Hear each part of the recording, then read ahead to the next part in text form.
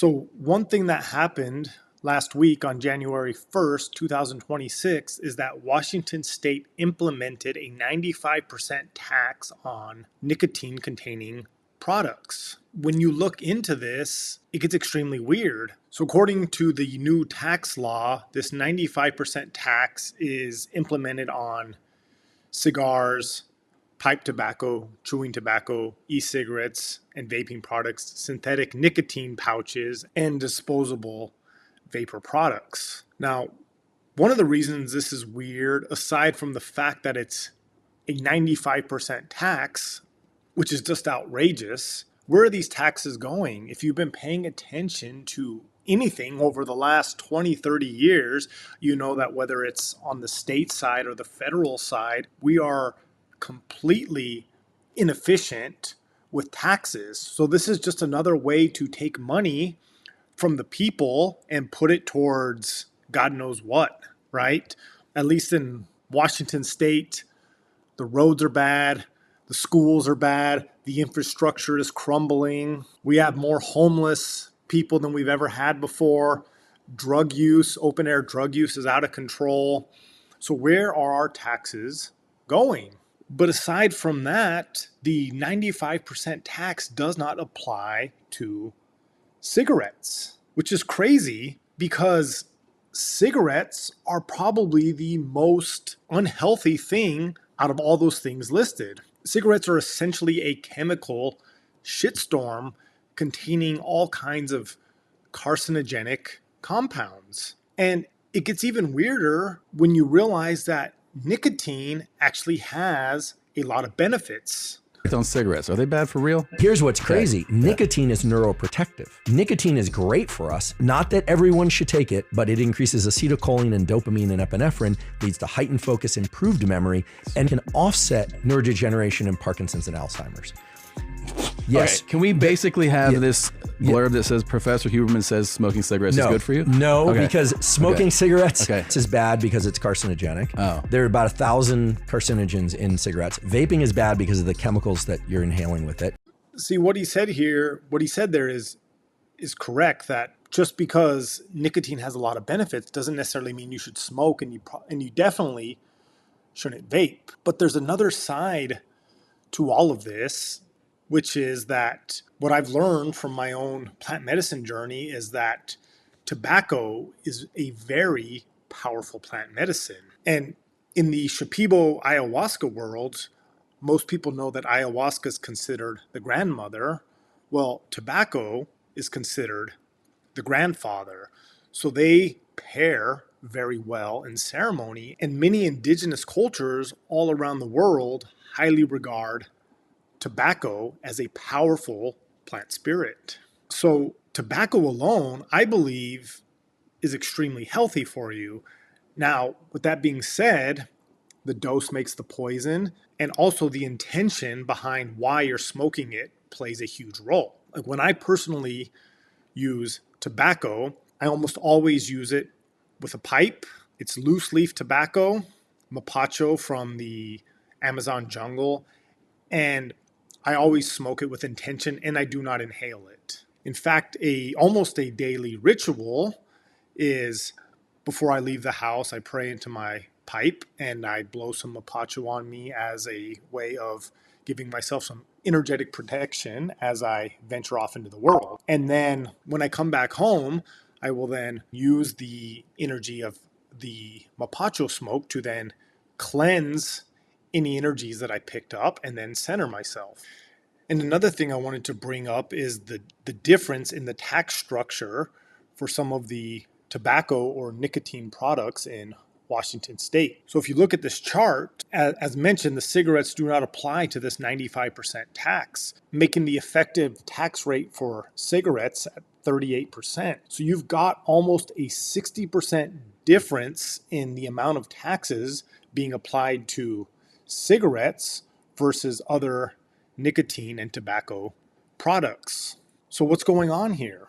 If this was under the guise of safety, of trying to protect you from evil tobacco or evil nicotine, then cigarettes should also have a 95% tax rate. Anything else doesn't make sense, and anything else just makes my conspiratorial mind turn on.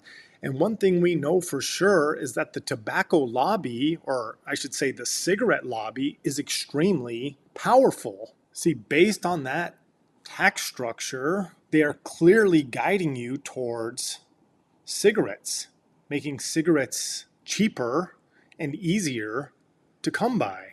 Now, again, I want to be clear. I definitely do not encourage anybody smoking cigarettes. And I think that the vapes are just as bad, if not worse. And even the nicotine patches, I know that people are very quickly becoming addicted to them. And even though nicotine is beneficial in small doses and has a lot of beneficial effects, one of the problems that I see with nicotine versus tobacco, especially coming from the plant medicine side of things, is that tobacco is the whole plant. And when you smoke tobacco, pure, clean tobacco with intention, I not only believe that that can be healthy, I also think that energetically it can be very good for you because you're taking in the whole plant and you're communing with the spirit of tobacco.